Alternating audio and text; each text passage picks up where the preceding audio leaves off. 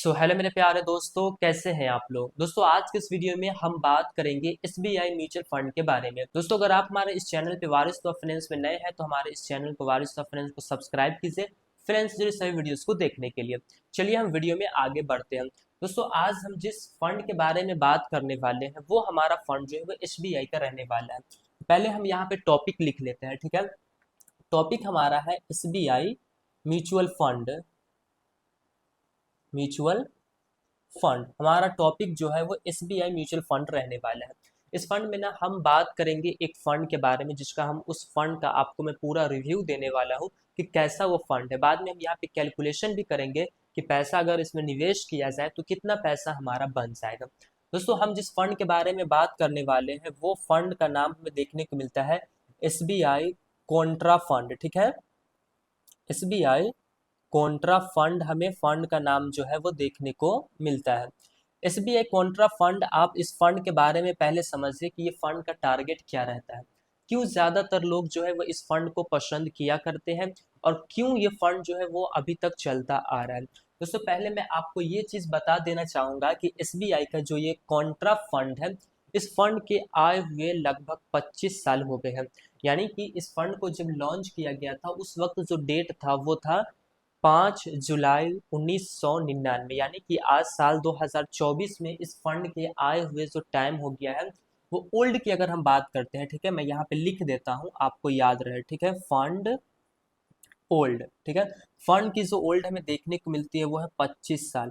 यानी कि 25 सालों से लोग इसके ऊपर विश्वास कर रहे हैं और पैसे को इन्वेस्टमेंट कर रहे हैं। चलिए सीधा हम बात करते हैं कि इस फंड में हम जो पैसे को इन्वेस्टमेंट करते हैं, ये फंड जो है वो हमारे पैसे को कहाँ इन्वेस्टमेंट करता है। देखिए ये बहुत ही इंटरेस्टिंग फंड है। हम जो भी पैसा यहाँ पे डालते हैं वहाँ पे जो फंड मैनेजर बैठा हुआ है वो ऐसी कंपनी के अंदर में पैसे को इन्वेस्टमेंट करता है जो कि आज के वक्त में अच्छा परफॉर्मेंस नहीं कर रही है। अब आप कहेंगे कि ये कौन सी नई बात हो गई है कि लोग तो ऐसे फंड में निवेश करते हैं, ऐसे स्टॉक्स को खरीदते हैं जो कि अच्छा परफॉर्मेंस कर रही हो। लेकिन दोस्तों इसका कहानी कुछ अजीबो गरीब है। यानी कि ये उस फंड के अंदर में पैसे को इन्वेस्टमेंट करते हैं, उस स्टॉक्स के अंदर में जो कि आज के वक्त में अच्छा परफॉर्मेंस नहीं कर रही है। इससे फायदा ये होता है कि हमें ना वहाँ पे जो चीज़ें हैं, जो स्टॉक्स है वो सस्ते मिल जाते हैं, ठीक है, वो कम कीमत में जो है वो हमें मिल जाती है। तो सस्ता जब मार्केट होता है तब ये जो फंड मैनेजर है एसबीआई कॉन्ट्रा फंड के, ये पैसे को इन्वेस्टमेंट कर देते हैं और वहाँ पे उन्हें फ्यूचर में काफ़ी अच्छा रिटर्न्स देखने को मिलता है। अभी हम यहाँ रिटर्न्स के भी डिस्कस करने वाले हैं। तो पहले तो आप ये जानिए कि इक्विटी के अंदर में, ठीक है, इक्विटी के अंदर में सेबी का ये कहना है कि जो मार्केट के अगेंस्ट, जैसा मैंने कहा कि जो अच्छे परफॉर्मेंस नहीं कर रहे हैं उसमें ये लोग जो है वो 65% जो पैसा रहता है वो उसी कंपनी में इन्वेस्टमेंट करते हैं जो अच्छे परफॉर्मेंस नहीं कर रहे हैं। यहीं पे मैं एक चीज़ बता दूं कि इस फंड में वही लोग पैसा निवेश करें जिनका जो टारगेट 10 साल ऊपर का है, 15 साल ऊपर का है कि हम पैसे को रहने देंगे, क्योंकि ये बुरी स्थिति में पैसा को निवेश कर रहा है, ठीक है। चलिए अब हम बात करते हैं कि इसका फंड साइज कितना बड़ा है, ठीक है। यानी कि 25 सालों में लोग ने कितना इस फंड के ऊपर विश्वास किया है, जो कि आपको फंड साइज देखने से पता चल जाएगा। फंड साइज दोस्तों हमें यहाँ पे देखने को मिल रहा है 34,368 करोड़ रुपए का।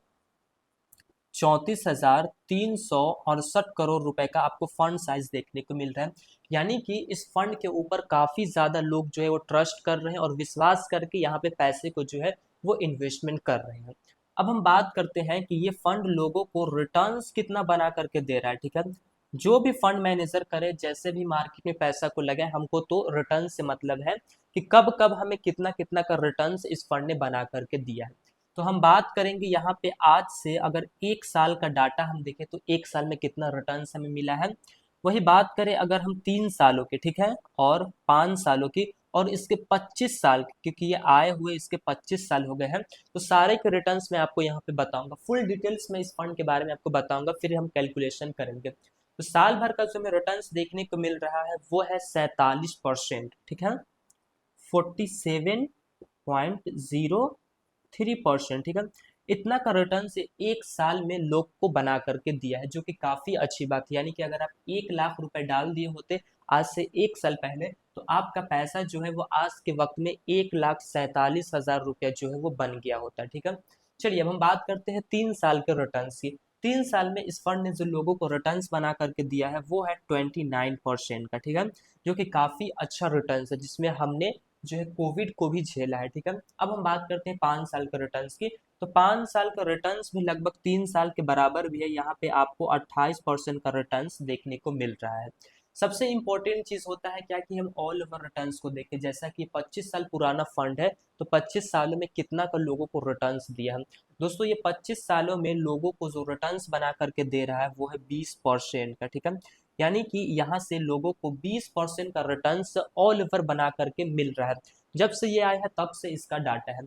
और हम बात करें अगर इसके फंड के बारे में, तो देखिए यहाँ पे कोई भी होल्डिंग्स जो है वो हम एक एग्जैक्ट होल्डिंग्स आपको हम नहीं बता सकते हैं कि कितना कितना कहाँ है। जैसा कि मैंने आपको यहाँ पे बता दिया है कि इक्विटी के अंदर में जो है वो 65% के रखेगी, जो मार्केट के अगेंस्ट रहेंगी, जो कंपनी अभी अच्छी परफॉर्मेंस नहीं कर रही वैसी जगहों पे जाएगी। तो फंड के बारे में मैंने आपको डिटेल्स दे दी है। अब इस फंड को चलाने के लिए कुछ खर्चे भी लगते हैं, जो कि फंड मैनेजर बैठ के इस फंड को मैनेज कर रहा है, उसका भी परिवार है, उसका भी हर चीज है, तो उसको भी तो पैसा चाहिए। तो उसको ना हम यहाँ पे एक्सपेंस रेशियो में देखेंगे, ठीक है, कि वो हमसे यहाँ से इस फंड को चलाने के लिए कितना हमसे एक्सपेंस रेशियो जो है वो चार्ज कर रहा है। हम बात कर रहे हैं दोस्तों डायरेक्ट प्लान की, ठीक है। डायरेक्ट प्लान की हम बात कर रहे हैं, दो तरीके के प्लान होते हैं, एक डायरेक्ट और रेगुलर। तो डायरेक्ट प्लान में कम एक्सपेंस रेशियो रहते हैं और रेगुलर में ज़्यादा रहते हैं। यहाँ पे जो हमसे एक्सपेंस रेशियो लिया जा रहा है वो हमें देखने को मिलता है 0.58% का हमसे यहाँ पे एक्सपेंस रेशियो लिया जा रहा है, जो कि काफ़ी बेहतर है, ठीक है ना, बहुत ज़्यादा है ना बहुत कम है, बहुत बेहतर है, ठीक है।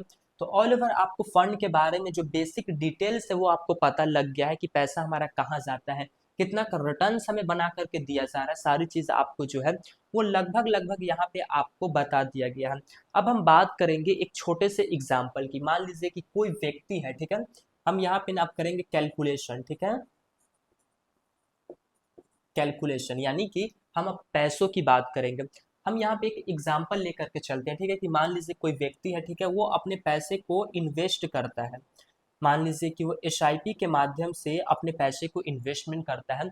हम ना बहुत ज़्यादा ना बहुत कम, हम यहाँ पे 5,000 रुपये लेकर के चलते हैं कि 5,000 रुपये पर मंथ हम इस फंड के अंदर में इन्वेस्टमेंट करते हैं, तो हमारा पैसा जो है वो कितना बनेगा। तो यहाँ पे सबसे अच्छी बात होती है कि हमें यहाँ पे ना एक रिटर्न्स को जो है वो फिक्स करना पड़ता है, कि एक हम रिटर्न्स को टारगेट में लेके चलेंगे तो हमारा कैलकुलेशन होगा। यहाँ पे हम ये ना 47% लेके चलेंगे, ना 29%, ना 28%, बल्कि हम यहाँ पे ऑल ओवर को लेकर के चलेंगे जो सबसे कम है, ठीक है, 20% है। हम यहाँ पे एग्जाम्पल के लिए 19% ही लेकर के चलेंगे। फ्यूचर की हम बात कर रहे हैं तो 19% हम लेकर के चलेंगे कि हमें फ्यूचर में यहाँ से 19% का रिटर्न्स मिलेगा। अब अब हम यहाँ पे टाइम कितना देंगे, कि हम कितने दिनों तक यहाँ पे पैसा को रहने देंगे, जिसको हम ड्यूरेशन कहते हैं, ठीक है, टाइम कहिए या फिर आप ड्यूरेशन कहिए। हम ना यहाँ पे जैसे कि मैंने शुरू में ही आपको कहा कि ये ऐसे फंड में जा रहा है, ऐसे कंपनी में जा रहा है जो अभी अच्छे परफॉर्मेंस नहीं कर रहे हैं। तो अब साल 2 साल का मत सोचिए, ठीक है, अभी आपको मिल गया है, लेकिन हमेशा ऐसा मार्केट नहीं रहता है। तो जब तक आपका लंबा गोल ना हो तब तक आप इसमें हाथ ना डालें।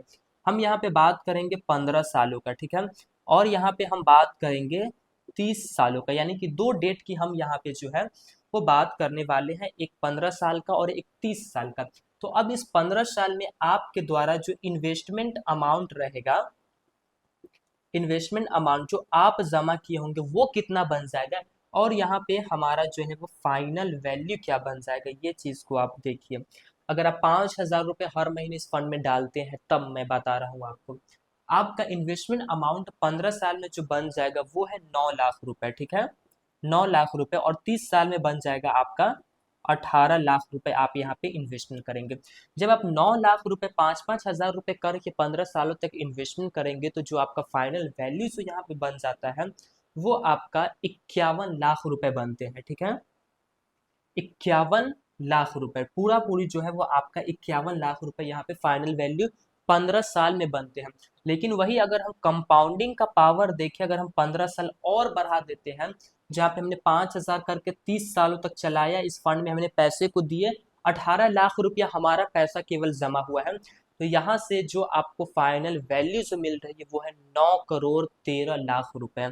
कितना, 9 करोड़ 13 लाख रुपए जो है वो आपको यहाँ से फाइनल वैल्यू देखने को मिल रही है। तो कुछ इस तरीके से अगर आप एसबीआई के इस कॉन्ट्रा फंड के अंदर में 5,000 रुपए निवेश करते हैं तो आप इस 9 करोड़ 13 लाख रुपए को जो है वो अचीव कर पाएंगे। केवल आपको हर महीने 5,000 रुपए इन्वेस्टमेंट करना है।